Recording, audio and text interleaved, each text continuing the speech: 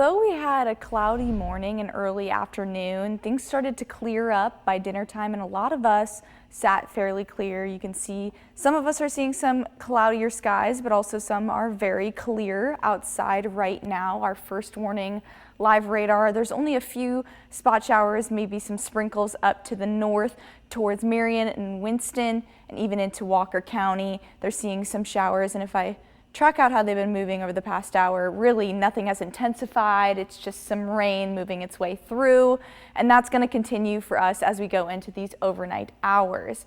So let's take a look at the moisture setup, because obviously it feels a lot nicer outside, and that's all thanks to this front that pushed its way through, leaving us with a lot drier conditions on this Sunday and into Monday. We're expecting those conditions to continue.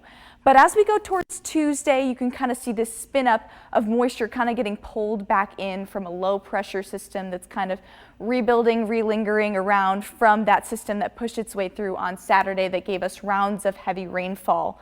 And so that will bring us some rain chances on Tuesday, Wednesday. Then the moisture should start to push its way up from the Gulf, and we'll have that humidity return for us. So let's check out what these storms could look like. This is just one model. It's just a guidance here, but you can see some of those showers and storms rounds on Monday and then another round on Tuesday, mainly focused on the eastern portions of the state. Taking a look at Monday's rain chances, if you're in Gadsden, Aniana, Pell City, Oxford, you might see higher rain chances up there, even Cherokee County.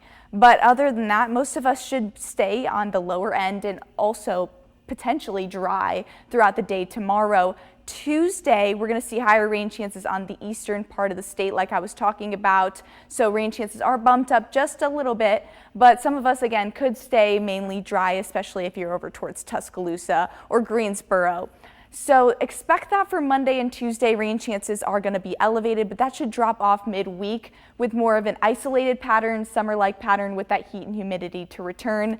And then I do think that rain chances could go back up on Saturday and even into the weekend, just due to the fact that we'll have that heat, humidity in place, and if maybe a small disturbance slips its way in, rain chances could ramp back up. But we'll keep an eye on that as we go throughout the week.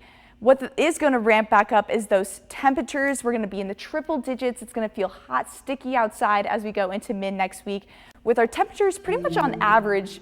But right now we're sitting below average. 87 is going to be our high for tomorrow, 89, and then gradually heating up as we go throughout the next 7 days, with isolated showers and storms to continue through the week.